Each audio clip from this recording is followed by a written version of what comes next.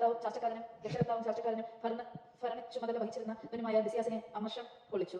അവൻ ഉടനെ 80,000 പടയാളികളെയും കുതിരപ്പട മുഴുവനെയും ശേഖരിച്ച് യഹൂദർക്കെതിരെ നീങ്ങി. നഗരത്തെ ഗ്രീക്ക് വേശ്യാസ്ഥലമാക്കുകയായിരുന്നു അവന്റെ ലക്ഷ്യം. മറ്റ് ജനതകളുടെ ക്ഷേത്രങ്ങൾക്ക് എന്ന പോലെ അവരുടെ ദേവാലയത്തിന് നികുതി ചുമത്താനും പ്രധാന പുരോഹിതന സ്ഥാനം ആണ്ടുതോറും വിൽപ്പനയ്ക്ക് വയ്ക്കാനും അവൻ ഉദ്ദേശിച്ചു. ലിസിയാസ് ദൈവശക്തിയെ തീർന്ന മാത്രമല്ല 10,000-കണക്കിനുള്ള കാലാൾപ്പടികളുടെയും 1000-കണക്കിനുള്ള കുതിരപ്പടകളെയും 80 ആനകളുടെയും ബലത്തിൽ പൂർണ്ണമായി വിശ്വസിച്ച് അഹങ്കരിക്കുകയും ചെയ്തു. അവൻ യൂദായിൽ കടന്ന ജെറുസലേമിൽ നിന്ന് ഏകദേശം 20 മൈൽ അകലെ സ്ഥിതി ചെയ്തിരിക്കുന്നതും കോട്ടയാൽ ബലിഷ്ഠവുമായ ബേത്സൂറത്തിലെത്തി അതിനെ ശക്തമായി ആക്രമിച്ചു. ലിസിയാസ് കോട്ടകൾ ആക്രമിക്കുന്നതായി മെക്കേബോയൂസും അനുയായികൾക്കും അറിവ് കിട്ടി. ഉടനെ അവരും ജനം ഒരുമിച്ച് ഇസ്രായേലിനെ രക്ഷിക്കാൻ ഒരു ഉത്തമ ദൂതനെ അയച്ചു തരണമെന്ന് കണ്ണീരോടെ വിലോപത്തോടെയും കൂടി കർത്താവിനോട് അപേക്ഷിച്ചു. ആദ്യം ആയുധമെടുത്തു മക്കബെയോസാണ്. സഹോദരന്മാരെ സഹായിക്കാൻ വേണ്ടി തന്നോടൊത്ത് ജീവൻ പണയം വെച്ച് പോരാടാൻ അവൻ മറ്റുള്ളവരെ പ്രോത്സാഹിപ്പിച്ചു. പിന്നെ അവൻ ഒറ്റയ്ക്കായി കുതിച്ചു പാഞ്ഞു. ജെറുസലേമിൽ നിന്ന് അകലുന്നതിന് മുൻപ് ധവളവസ്ത്രധാരിയായ ഒരു അശാരിടൻ സ്വർണ്ണായുധങ്ങൾ ചുഴറ്റിക്കൊണ്ട് തങ്ങളുടെ മുമ്പേ നീങ്ങുന്നവൻ കണ്ടു. അവർ കൃപാലുവായ ദൈവത്തെ ഏക സ്ഥലത്ത് സ്തുതിച്ചു. മനുഷ്യനെ മാത്രമല്ല ഘോര മൃഗങ്ങളെയും ഇരു കോട്ടകളെയും ആക്രമിക്കാൻ തക്ക മനോധൈര്യം അവർക്ക് ലഭിച്ചു. കർത്താവിന്റെ കൃപ കടാക്ഷം ഉണ്ടായിരുന്നതിനാൽ സ്വർഗീയ സഹായത്തോടെ ഓടൊപ്പം യുദ്ധസജ്ജരായി അവർ മുന്നേറി. ശത്രുക്കളുടെ മേൽ സിംഹങ്ങളെ പോലെ ചാടി വീണു 10,000 കാലാൾ പടയാളികളെയും 1500 കുതിര പടയാളികളെയും അവൻ വധിച്ചു. അവശേഷിച്ചവരെ പലായനം ചെയ്യിപ്പിച്ചു. അധികം പേരും നിരാദൂരരും മുറിവേറ്റവരുമായിട്ടാണ് ഓടിപ്പോയത്.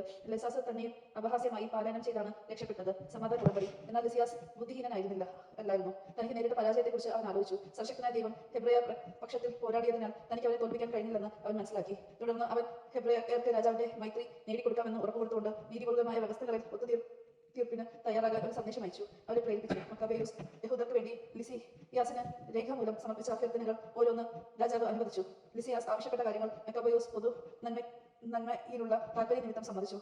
ലിസിയാസ് യഹൂദർക്ക് ഇപ്രകാരം ഒരു കത്തെഴുതി. യഹൂദ ജനതയ്ക്ക് ലിസിയാസിന്റെ അഭിനന്ദനങ്ങൾ. നിങ്ങൾ അയച്ച യോഹന്നാനും അബ്സലോമും നിങ്ങൾ ഒപ്പിട്ട കത്ത് ഞങ്ങളെ ഏൽപ്പിക്കുകയും അതിൽ പറഞ്ഞിരിക്കുന്ന കാര്യങ്ങളെ പറ്റി ചോദിക്കുകയും ചെയ്തു. രാജാവിനെ അറിയിക്കേണ്ട കാര്യങ്ങളെല്ലാം ഞാൻ അറിയിച്ചു.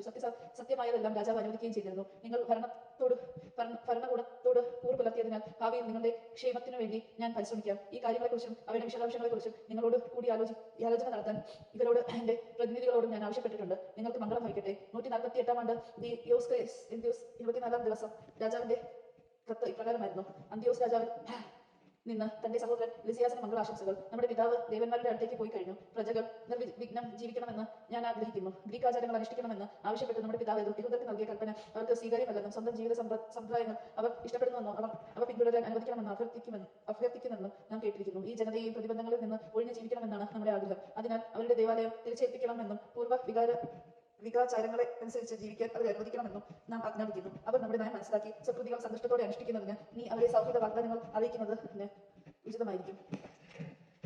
രാജ്യവാസികൾ എല്ലാവർക്കുമായി രാജാവ് എഴുതിയ കത്ത് പ്രകാരമായിരുന്നു. യഹൂദരുടെ ആലോചന സഭയ്ക്കും മറ്റും യഹൂദർക്കും അന്ത്യോക്കസ് രാജാവിന് അഭിനന്ദനങ്ങൾ. നിങ്ങൾ സുഖമാണെങ്കിൽ നാം കൃതാർത്ഥനാണ്. നമുക്ക് ക്ഷേമം തന്നെ. വീടുകളിലേക്ക് മടങ്ങുന്ന സത്കൃഷ്ണങ്ങളിൽ വ്യാപകരാകാനും നിങ്ങൾ ഇച്ഛിക്കുന്നെന്ന് മെനലാവോസ് നമ്മെ അറിയിച്ചിരിക്കുന്നു. കസാന്തീക്കൂസിന്റെ 30-ാം ദിനത്തിന് മുൻപ് വീട്ടിലേക്ക് തിരിച്ചു പോകുന്നവർക്കെല്ലാം നമ്മുടെ മൈത്രി ഉണ്ടായിരിക്കും. തങ്ങളുടെ ഭക്ഷണ രീതിയും നിയമങ്ങളും തുടർന്ന് പാലിക്കാൻ യഹൂദർക്ക് പൂർണ്ണ അനുവാദം നൽകിയിരിക്കുന്നു. അറിയാതെ ചെയ്ത തെറ്റിന് ആരെയും അലട്ടുന്നതല്ല. നിങ്ങൾക്ക് ധൈര്യം പകരാൻ മെനാലാവോസിനെ അങ്ങോട്ട് അയച്ചിരിക്കുന്നു.